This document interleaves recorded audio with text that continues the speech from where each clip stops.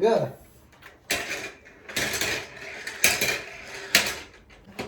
Tarik. Yukuri. Hey, Gimana hari ini? capek ya? Senang tapi Tapi senang ya. Sa- Udah katanya- banyak kata dapat hadiah, dapat mainan maksudnya. banyak menghabiskan waktu bersama-sama teman-teman. Mm-mm. Tetap ya melelahkan. Tetap melelahkan. Tadi Tapi, itu jalannya eh. harusnya 20 menit ya, tapi jadi 1 jam. Aku minum dulu. Ada yang mau nggak? Nah, kamu buka masker lagi. Es krim murah teman-teman. 90 yen. Ini tuh berarti sekitar 9.000 rupiah. Ya kan?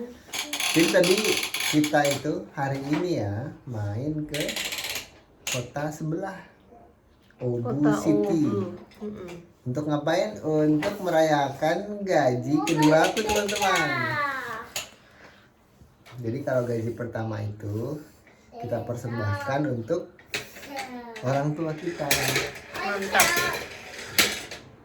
Zembu semuanya kita kirim ya. Walaupun nggak seberapa, tapi itu semuanya kita sebagai apa ya, apresiasi. Karena bagaimanapun yang berhak menerima itu semua teman-teman, sekalipun aku udah menikah ya, tetap orang tua. Kalau buat aku prinsipnya, Mm-mm. itu pun udah aku brief ke sensei ya, itu udah jauh-jauh hari gitu. Lalu gaji kedua, Untuk hidup kami dan khususnya untuk sensei sama untuk Rashid.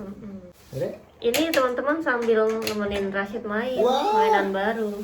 Ini Masya. Mainan apa ya ini? Masya, let's go. Dapat ini tadi di toko bekas ya. Harganya Harganya 1.300. 130.000 rupiah So, kurang lebih. yang itu harganya 700 yen. Jadi dua mainan harganya cuma 2.000. 200.000. Barengan kita. Itu aku di sini kerja 1 jam. 1 jam ya dapat 2 mainan. Walaupun bekas tapi masih bagus banget, masih mulus Cuman banget. nggak ada boxnya aja. Cuman nggak ada boxnya aja. Cuman ya. tadi capek kelihatan di jalan bawa kresek gitu ya. Mm-mm. Sisanya oke. Aku rasa cara hidup kayak gini itu bisa membuat biaya hidup di Jepang itu jadi terasa murah teman-teman.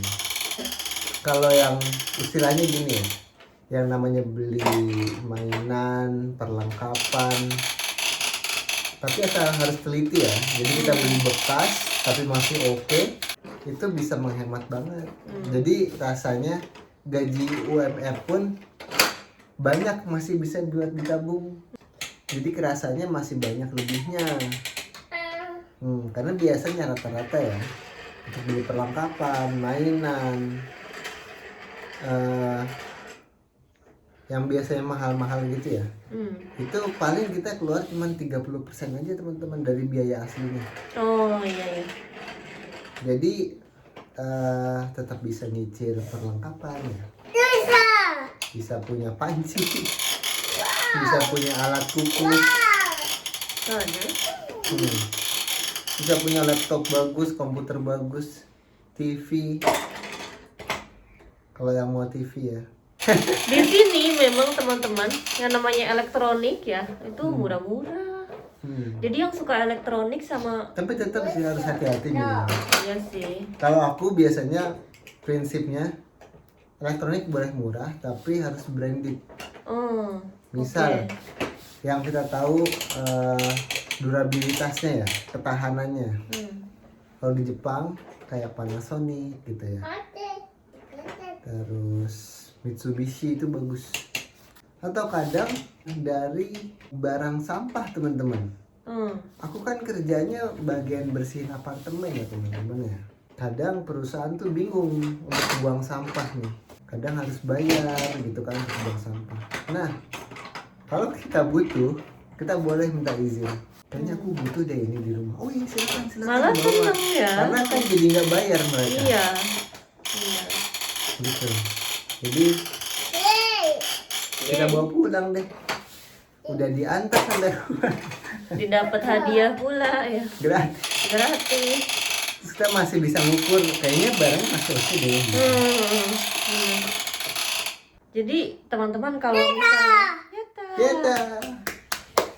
kalau misalnya kalian beli barang besar gitu ya, kayak TV, sofa, meja, terus Let's udah nih go. mau pulang ke Indonesia. Nah itu kalau ibaratnya nggak bisa sembarangan dibuang gitu aja. Nah, itu yang jadi masalah sebenarnya di pekerjaan kakaknya.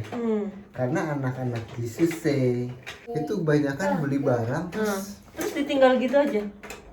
kayak mereka tuh nggak dibebankan untuk nge-recycle barangnya ini loh. Iya. Minimal ya nggak harus nge-recycle sih, minimal Dijual dulu kayak gitu. bantuin ngebuangin dulu. Buang dulu kayak sebelum gitu pulang. sebelum pulang. Nah makanya Kak, aku tuh kemarin ngechat anak-anak yang akan pulang bulan depan. Ada 14 orang ya. Setengahnya Indonesia, setengahnya Vietnam. Aku bilang ke mereka, kalau kalian punya barang yang itu bukan barang dari Kumiai, barang sendiri dibeli gitu, kayak misalnya beli TV gitu, kan kalian udah mau pulang nih, itu TV-nya harus mau diapain gitu, mau dijual, mau dikasih ke temennya, mau dibuang ya tolong diurus dulu gitu. Jadi tinggalkan barang yang memang sejak awal kalian datang ya itu aja, kayak udah ada kulkas nih, ya udah kulkas memang punyanya Kumiai gitu. Udah mulai aku infoin ke anak-anak ini supaya mereka siap-siap dari 1 bulan ini untuk buang barang-barang yang memang mereka beli sendiri gitu. Setuju sih kakak. Karena kerasanya di yang bagian ngebersihin ya.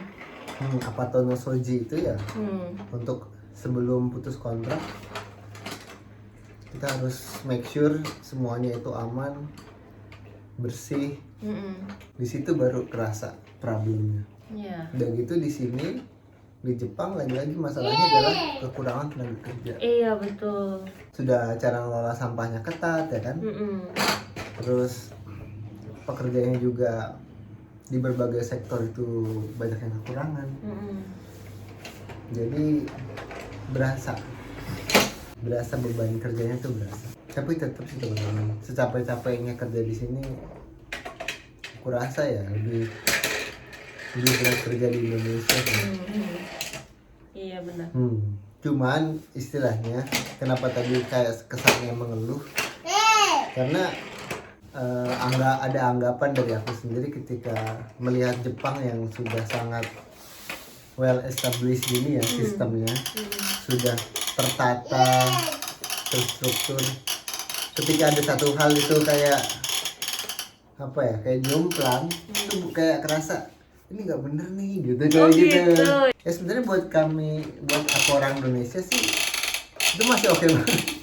Cuman tapi ketika kita taruh standar Jepang, langsung beda ya. Langsung beda banget, jomplang. Nah tapi dari kakak sendiri benar-benar menikmati nggak kerjaan kakak saat ini? Pertama karena dari sebelumnya itu aku kan ngurus full Rashid ya, dan ada perasaan ngerasa gagal karena ternyata Rashid itu telat bicaranya, jadi agak ada stresnya juga. Ketika ada kerjaan kayak gini keluar rumah ya lebih stres aja rasanya.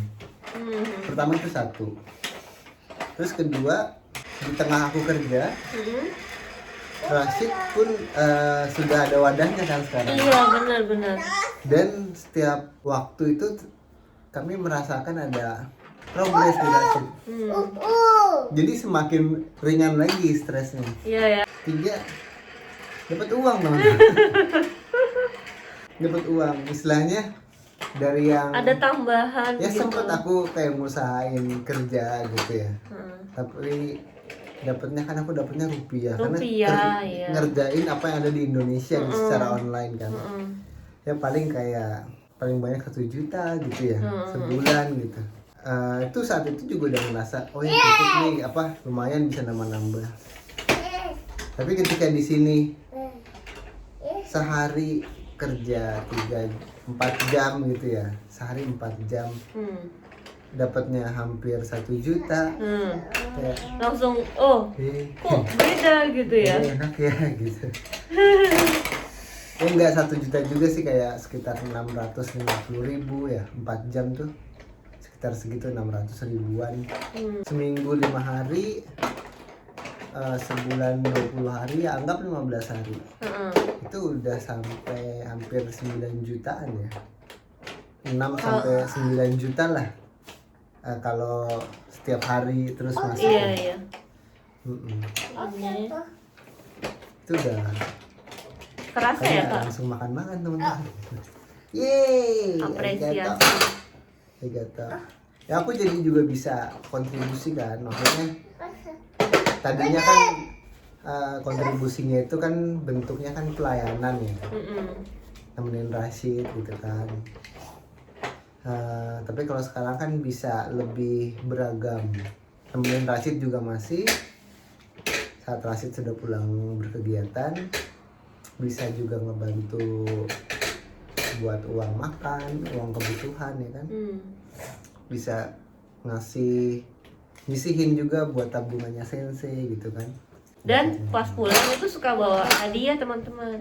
Oh, iya. Kayak tahu-tahu ada apa ini, dikasih dari atasan gitu, dibeliin gitu. Ada aja gitu. Ya sempaiku baik. Kayak gitu teman-teman, kita syukurin. Ya memang akhirnya jadi ya emang harus realize ya, harus segera realize kalau kehidupan itu ada fase-fasenya teman-teman. Fase sulit itu ada, fase ketika kita istilahnya terkesan stuck ya, ada. Fase ketika kita rapid growth gitu, istilahnya cepat berkembangnya, bertumbuhnya cepat ya. Ada banyak skill kan, langsung tiba-tiba jadi aku bisa ngomong, install terus uninstall AC. Oh iya itu Kak, bener. Aku tahu cara pasang bracket, cara cuci AC-nya, cara gimana make sure gasnya itu aman, cara nge-recycle barang kayak gimana yang masih bisa dijual, yang mana yang nggak bisa, berapa harganya kira-kira kayak gitu kan, apa aja yang dibutuhin sama perlengkapan dasar untuk bertahan hidup di cuaca Jepang kayak gini itu apa aja gitu. Mulai kayak stobu yang masih pakai kerosen ya. Minyak tanah gitu ya. Jadi kayak pengetahuannya itu berkembang gitu. Aku pun jadinya jadi lebih mandiri ketika punya masalah di rumah nih, kayak wah ada masalah di sini, wah aku bisa sendiri. Ada masalah ini aku bisa sendiri.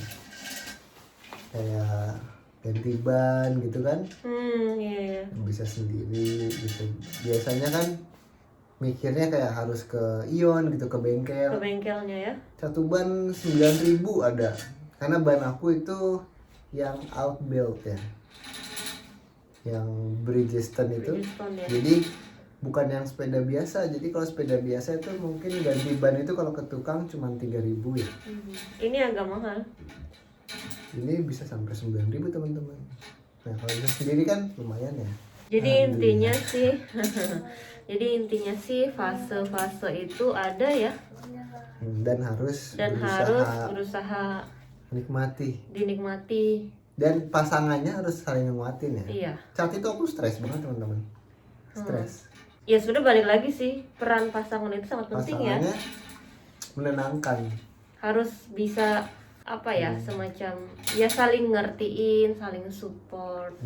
Kalau aku teman-teman mostly itu stresnya itu karena Rashid pasti.